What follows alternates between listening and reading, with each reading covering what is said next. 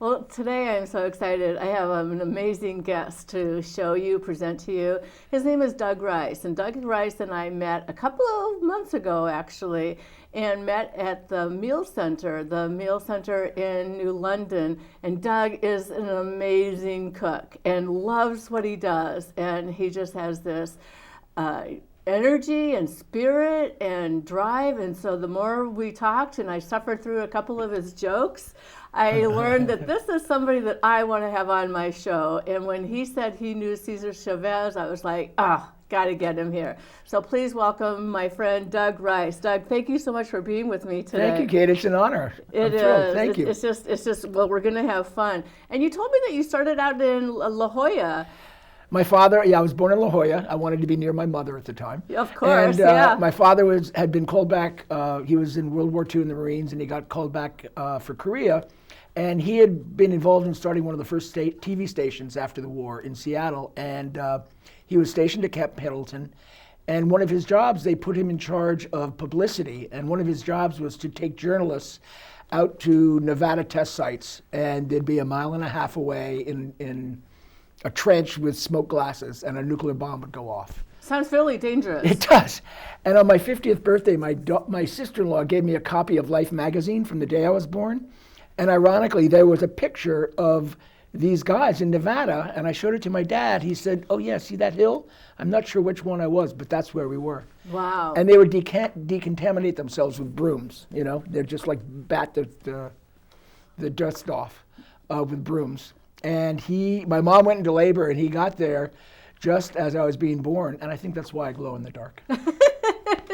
So a little nuclear activity. I don't think I want to get too close, but I do want to say we've both been vaccinated. We're socially distancing right now. I'm boosted. We're socially distancing. Wear masks all the time. Been tested, so we're all healthy and straight. But you said then you went to Stanford, and after you graduated, and you got your degree in biology. Human biology, yeah. Human biology. It was an interdepartmental major of psychology, economics, biology, and chemistry. Nice. And my emphasis was on the social sciences. Oh, nice. As an example, most of the people were pre-med, but you got 4 units for doing an independent project. And at that time, I had started the Farm Workers Support Committee. And so my project was to organize students to go to local Safeway stores and boycott grapes and Gallo wine. Well, yeah, and one of my best friends, my brother's best friend actually, was somebody who was involved with that, and talked to me about Cesar Chavez and don't buy the grapes, that the farm workers aren't getting enough of a wage to live off of, kind of thing. Kind of like our minimum wage right now, actually. Yeah. To live on under $15 an hour is kind of crazy. Well, the farm workers were making nothing. There was child labor and all sorts of stuff. And Cesar Chavez organized a lot of the Mexican-American workers, and a guy named Philip Veracruz organized the Filipino workers. This is before the union was formed. They started UFWOC, the United Farm Workers Organizing Committee. And the two of them combined, and they were able to then form the union. So important, And didn't Cesar Chavez get an award? Maybe it was posthumously, but I think it might have been by the Obama administration. I'm sure he did, yeah. Mm-hmm. He was a strong advocate of nonviolence, and he did this very famous fast. And Robert Kennedy came when he broke his fast. And this is back in the late 60s. And he was really a strong proponent of what you learn by working with people who aren't as well off as we are, perhaps. Just the idea that, what we do at the community meal site, working with people who have less and understanding that their values and their choices and their wishes are really important. Oh, absolutely. Absolutely. Which reminds me, yesterday my husband was over there, and he said that you did a phenomenal job with that chicken that you made. And oh yeah, Wednesday I made chicken curry. Yes. And we had 5 pans, which fed about 130 people, and we had about 3/4 of a pan left, and that became yesterday's chicken curry soup with rice. Nice. Yeah, yeah. And people said that it was absolutely phenomenal, and they were coming back for seconds if possible. Yeah. And We also had baked chicken, barbecued chicken, which people loved. It was a nice meal. Yeah. Roasted sweet potatoes. So. Yeah. That's what I'm really proud about. The meal center provides incredibly nutritious meals. It's not like they're just giving people sandwiches. I mean, yesterday we had roast chicken, roasted sweet potatoes, salad with 6 or 7 different ingredients, fresh soup, apples, bananas, desserts, milk, and tea. Well, they're labors of love too, and I'm there chopping the onions And a hell of a great job you do with it, I say. Yeah, well, it brings me to tears every time. But I totally enjoy it, and it's just been such a nice little group to be involved with. Yeah. So. I've been doing it since Trump got elected. I wanted to do something positive, and so I've been doing that for 5 years. And after a couple of months, they realized I knew how to cook. So I'm very fortunate they let me cook twice a week. Nice, really nice. That's great, yeah. Well, and sometimes it's 117 people, and sometimes towards the end of the month, it might be closer to a couple hundred. Well, more like 150. And beginning of the month, people are getting their checks, and so there's a few people, so it's more like 100. But on average, it's about 120 for lunch and 120 for dinner. Wow, yeah, it's a No great questions service. asked. If you're hungry, come and eat. Yeah. Well, and I like it how you are like, well, chop up those celery leaves. Like, those are really good nutrition. Oh, yeah, they and are. also Great flavor. great flavor. Right. So the meal center is one thing, but I also like what you do with your art. You've shown me some of your portraits and some of your sculptures. But you said that before we go into that, you didn't do so well with welding. Like, you might have gotten an award for Worst welder, yeah. My wife and I met at Stanford. We met at the Nonviolence House. It was during the Vietnam War, and so we spent most of our time protesting. And we studied Gandhi, and every night we'd all grind wheat and make bread. And, Nice. we were hippies, and when we got out of college, my wife and I were still very sort of radical, and so she had gotten a degree in music. She studied composing, and she went to work in a sweater factory to try and organize things like that. And Sure. I went to work in a daycare center in the Mission District as a kindergarten teacher. So And you know how to speak Spanish as well. por eso hablo español como niño de 6 años, which means that's why I speak Spanish like a 6-year-old. And then from there, I wanted to, I was really sort of way out there, way too leftist. And I was like, I'm going to go organize the proletariat. This is a guy who grew up in private school, country clubs, Exeter and Stanford. But, back then, all that stuff had opened my eyes to the world. And so I went and got a job as a welder. And I lasted I was going to try and organize the guy, and they were all Hell's Angels. And they said, we have our own organization, thank you. And I'm like, okay, big lefty, no problem. And then a week after I got married, I came back, and I totally screwed up this beam that had like 90 hours of work on it.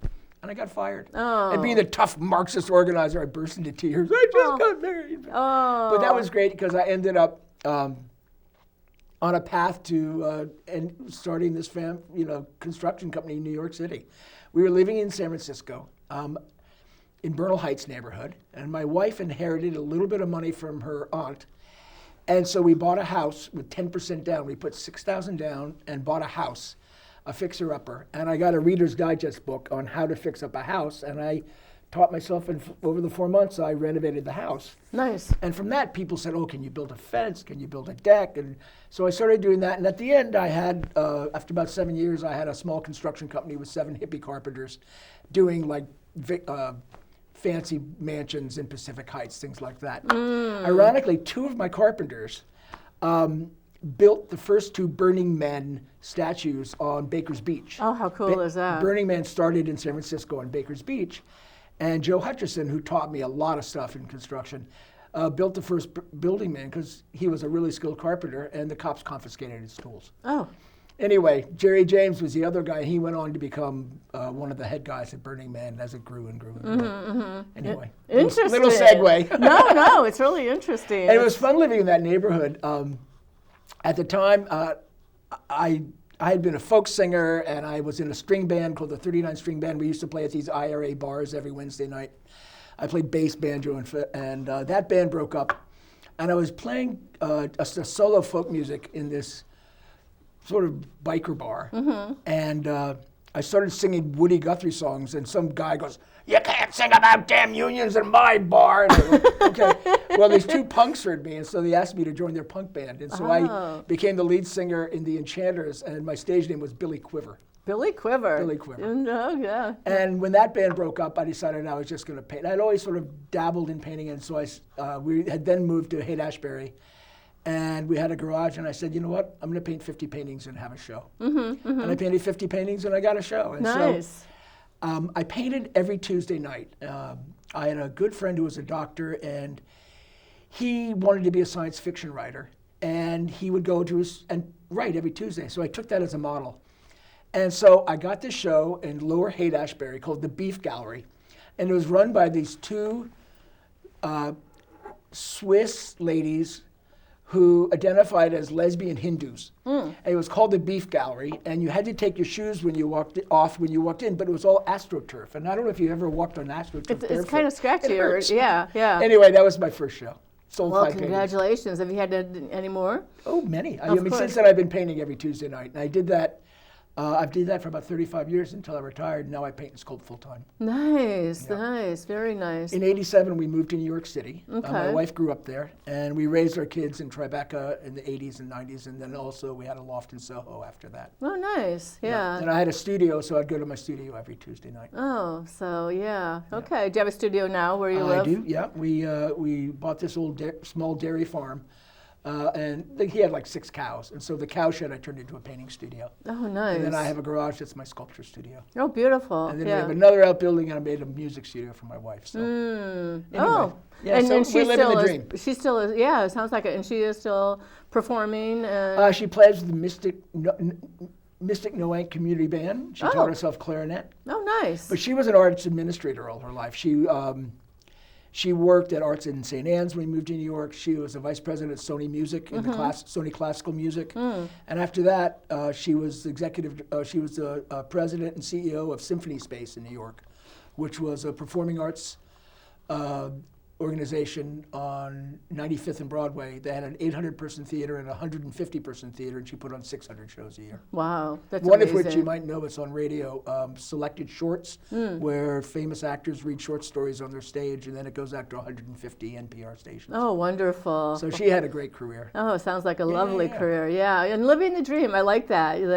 You know, Well, life is so much more simple. I mean, I had a construction company in New York. I built like 300 wealthy people's homes. I had 70 people working for me. I was on the board of one of the city museums, the Bronx Museum. I was chair, and I was on other boards. And now, my life is so simple. I meditate. I either go to the soup kitchen or go to do yoga, and I paint and sculpt. And 5:30, we'll have a cocktail. Oh, there you go. Yeah, living the dream. Well, that's good. And you're healthy and still able to contribute, but still living and enjoying all the opportunities. Indeed. Yeah. So tell me about your paintings that you did. That was something that came up during the pandemic, if I'm not mistaken. When the pandemic hit, our son and daughter-in-law and grandson were living with us. Oh, fun. They came up for the weekend, and then on March 14th, everything closed down. Right. So they were with us for 5 months.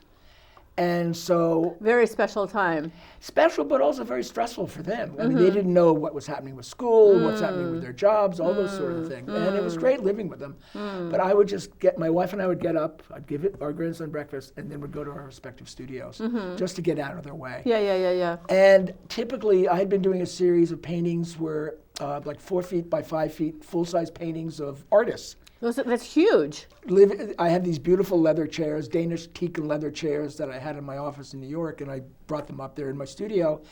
And so I'd have artists sit there, and I'd paint these portraits of artists sitting in my chairs. And with the pandemic, I couldn't have anyone sit, I put out a call on social media, on Facebook and Instagram. I said, since no one can come, the first 50 people who send me a selfie, I'll paint 50 portraits by June. Nice. I got 126 photographs. And since we were all isolated at that time, I wanted to create a virtual community. And so I created a group within Facebook called Portraits of Friends in Isolation. And as I'd paint the person's picture, I would photograph it, send it to them, and then I would post it in this group and then invite them to join. So then we had about 100 people in this specific group making a virtual community.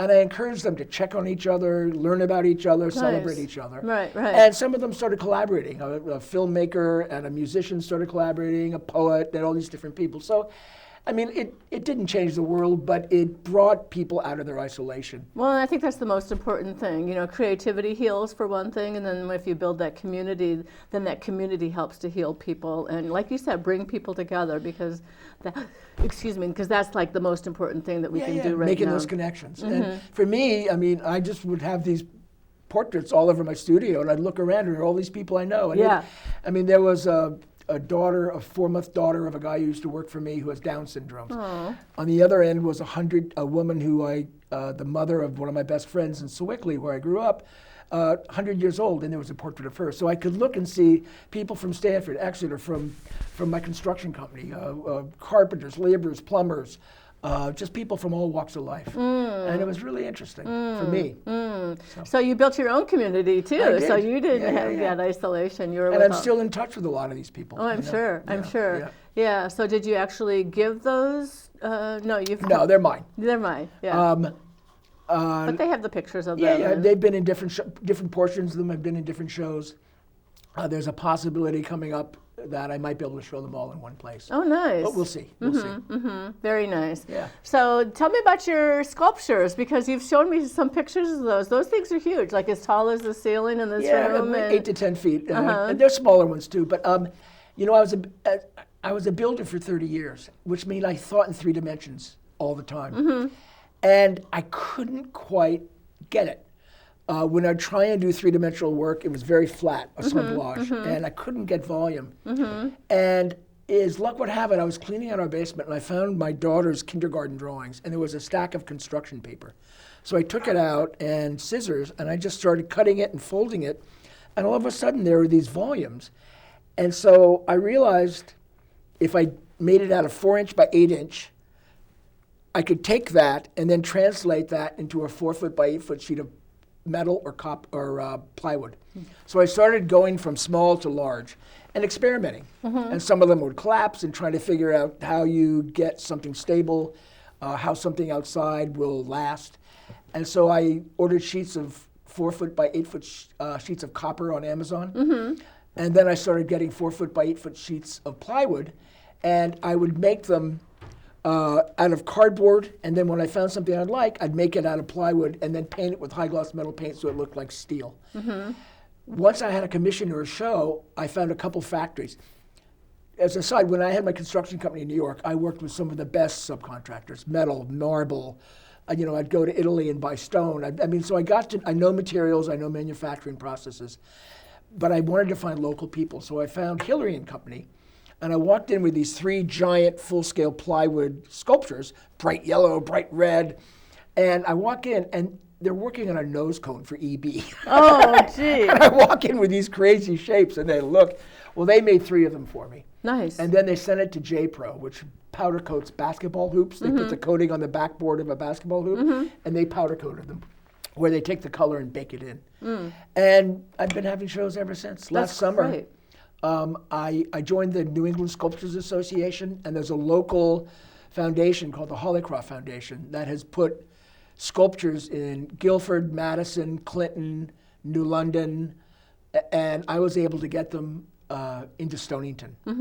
The executive director, the founder was a guy named Bill Bendig, and at the time he was in hospice. He was dying of pancreatic cancer. But I got the borough to entertain the idea of making Windfinder Park behind the Velvet Mill, where there's lots of artist studios and restaurants, turn that into a sculpture park. Nice. So we all showed up at the meeting, and I introduced Bill, and he stands up. He's probably in his late 80s, and literally coming out of hospice. And he starts rambling. I thought, oh my God, where are we going to go with this? Yeah. And then he just hit his stride and talked about the importance of public art. Absolutely. How important it is to the fabric of a community. Absolutely. And then he had the best closing line I'd ever heard. I was in business for 40 years, and this was the best closing line I ever heard. He said, I hope you approve this before I die. All in favor? And then he died. Aww. But he was a great guy. Well, what a legacy, though, for him to have left behind. Absolutely. And yeah, sometimes I wonder, though, tell me what they mean. Like, I'm always like that abstract art, and there's really not much meaning to it. I mean, I don't start out and, well, that's not true. There's one that I did specifically. But generally, they're play. I'm playing with shapes, abstracted shapes, and when I make them. I didn't want to make it so I needed a crane and all these things. So I make them out of flat surfaces that then intersect together. Got it. So if I have to take them to New Hampshire, my wife and I can pick them up and put them flat in a truck, and then with the help of one other person, put them together when we get there. They don't really have meaning. When they're done, I'll look at them and think, well, what does it remind me of? What does it think of? What do I want people to sort of see what they can for themselves in them. Self-interpretation. I did do one piece after George Floyd was killed. In Stonington, we would protest outside the viaduct, in support of Black Lives Matter. And then an African-American woman, Crystal Caldwell, was attacked during that time at a local motel. Remember? And so we were going to demonstrations in support of her and things like that. And so I designed a piece out of absolute black granite. And I found a local stone manufacturer. They mostly do countertops. But I went to them and said, here's what I want to do. Yep. And so it's called Solidarity. It's 2 4-foot pieces that intersect, and there's cutouts on each side, and then there's a circle in the middle. So when you put them together, the 2 circles come and form a whole. Nice. And so it's called Solidarity, and it's in honor of Crystal and also the Black Lives Matter. Nice, very and nice. I just found out, I entered them into 2 competitions, and both places said yes, so I had a second one made. Oh, nice. And one of them is now going to, in the next month or so, go in front of the Madison Library in Madison, and the other one's going to be over in the yard at Lyman Allen. Nice. So, well, congratulations. Thank you. Thank you. And you're not doing it for the recognition. You're doing it because you're expressing your own heart and mind. Oh, no, I have no ego in this. No, I do it because I'm an artist. Artists make things. Right. I mean, I won't lie. It is nice to be able to get them out of my yard into someplace else. Exactly. It's as if you're cooking food and nobody likes it. You want to, you want people to enjoy what you do. Well, I really got a kick out of my husband when he came home last night. It was just like, I pulled Doug out of the kitchen and had everybody, have him hear the accolades that you were receiving. Yeah, that's nice. It is nice because, it's good to be. You want people to enjoy your food. Exactly. Well, I couldn't believe it when you pulled out the beef liver and onions, and some people came up and they were like, "Wow, I haven't had this since I was 10 years old," kind of thing, and they ate it. It's just. I was very nervous. I called Mark at 1 o'clock. I said, "Did anybody eat it?" That's a hard one to repurpose into soup the next day. Oh yeah. I'm not sure what I could do with beef liver pate. Yeah. And that'd be something that somebody would pay a lot of money for at a fancy cocktail party. Absolutely. Yeah. Oh, so you have. A lot of contributions that you have made to this community. I'm so glad. Why did you settle? Is your wife, you said, originally from New York? So why did you end up settling in Connecticut? Her stepmother was a photographer for Life magazine in Vietnam and Hong Kong. Oh wow! And she saw an article that a woman in Stonington had turned the old Baptist church into an art gallery. And when she got back, she bought the church. And so this is in, I guess, '68. And Cynthia's father, and she married in 72, I think, or 73. And so when we moved back east, we were in San Francisco, and in the summers we'd come back, and it was like a family compound. It was this old church. It was just where you came, and and so we'd come up all summers, and then we loved, when we moved back to New York, we really wanted to live in Stonington, and so we bought our own place. Nice, fairly nice. And her sister now occupies that old church with her family. So. Great, very good. But during, on weekends, it was great. Her stepmother and father gave it to her and her 5 siblings. And so there were 6 families that owned it. On weekends, would come up, and it was this giant commune. There'd be 20 of us with dogs and nephews and nieces. And I've known all my nieces and nephews since they were born. Tiny, right. Yeah, well, it just builds that community again. And my brother's family is like that up in Ithaca, where they had my sister-in-law's brother was living with them for a while, and it's just such a tight-knit community. And since I'm not from there, my brother passed away a few years ago. When I went to his funeral, they were like, "Well, who are you?" I was like, "Well, it's my brother." Yeah, really? Yeah. Oh my gosh. Yeah, because they were so close on that side of the family, and you really appreciate that closeness. One of my best friends from Exeter married Cynthia's stepsister. So. Oh wow! Yeah, he and I had known each other since '68, so that's nice. Now you have a Dorothy Day story. What was that? Oh yeah, when I started the Farm Workers Support Committee at Stanford, and that summer I worked as an organizer with the union. We lived in San Jose. You got $5 a week and room and board. And there had been a big there'd been a strike in Delano at that time. This is 1973. And there was an Arab worker named Naji Dafula who was killed. And so we all went down for the funeral. There was going to be a huge demonstration, and Joan Baez was coming in. And for some reason, they put, we were put in security and things like that since we were working for the union. And I found myself in this tent. It was very hot. And there's an older woman sitting in a chair. And Philip Veracruz comes in. He was the guy who started the United Farm Workers Organizing Committee with Cesar Chavez. And he had organized the Filipino workers. And from what I remember, he was, he had been an old commie. And he sees this older woman trying to figure out, is she a nun? Is she a leftist? And it was fun for us to sit there like flies on the wall as he's sort of probing her, I mean, he didn't actually say this, but it was sort of like, well, that Jesus was a hell of a guy, or sure liked the reading of Karl Marx. He was trying to figure out where she was on the spectrum. Exactly, right. Dorothy just sat there like that. But eventually they got together. But, she's such a remarkable... That was my Forrest Gump movement, 10 seconds with Dorothy Day. Oh, wow. Yeah, that's amazing. But she was a remarkable woman. I know your brother, you said, was involved with a Catholic worker. Well, there's a Catholic worker house named after him up in Ithaca. What an honor. He came back from Vietnam. First he was in the Marines, then he joined the Army, but he came back from Vietnam and just saw the atrocities of war and all of the deaths and all of the destruction as a result of all of that. So, decided that he wanted to make his life mission basically working with the Berrigans and the Grady's and the whole group in Ithaca that is not in favor of war and nuclear arms and having a more peaceful, gentle. And his quote was always, discipline yourself to abide in love. When somebody might make you mad or something might happen, rather than kind of flying off the handle, just discipline yourself to kind of have a kind, gentle response. And I try to live by that. Wow, yeah. incredible. So so pretty amazing. Good way to live. It is absolutely a good way to live. And I think that giving back, like you said that you love working over at the meal center, and that's how we met. But yeah. It's just such an amazing thing. If you can see that what we have is so, we're so fortunate, right? Like even though we've suffered our own atrocities and difficulties in our life. Oh, I've had a very privileged life, and I've always tried to give back. Absolutely. I mean, it's just my folks raised me in the Episcopal Church, and I've always just taken that sort of. That's why I like the Berrigans and things like that. Is sort of that point of view of service to others. Service to others. There's a great book called The Book of Joy. It's a conversation between Bishop Tutu and the Dalai Lama on joy. And it's like, how are you guys so happy? You're exiled from your country, you lived with apartheid, how can you be so damn happy? Right. And they're teasing each other.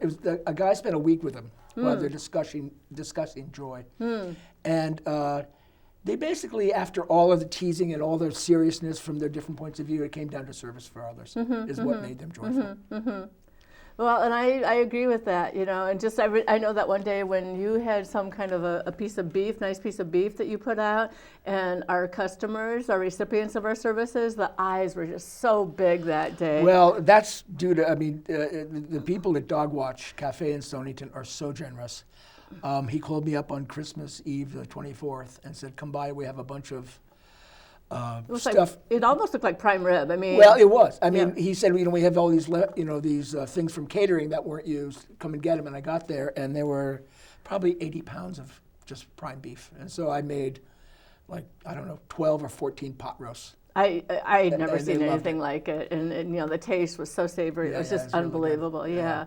I and had they're Joe, so generous. They're really terrific. And Joe Courtney wants to come and visit our. Oh, he should. Yeah. Our meal center. We'll put him to work. I think he just wanted to come and sample. Oh no, he's got to cut peppers and we'll let him wash apples. Well, he can cry with me when I'm slicing those onions.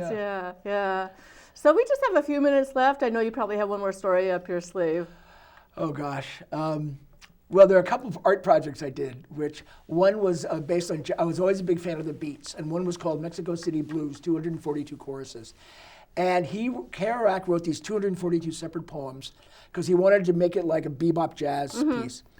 I painted 242 separate canvases using the white from the background, the calligraphy, which looked like a bird, and a red circle and a blue circle. And Kerouac said, I want to be a jazz musician on a Sunday afternoon. So on a Sunday, at the Lyman Allen, I set up the 30-foot painting and had a live jazz band. And I lovely. did 2 performances. Lovely. I want to come visit your studio. Oh, so do? Yeah. I'm going to invite myself over. You're all welcome. Thank you so Thank much you so much, for Kate. being on my show and It's an visiting and honor. getting to know you It's really some more. fun. Yeah. Thanks so much.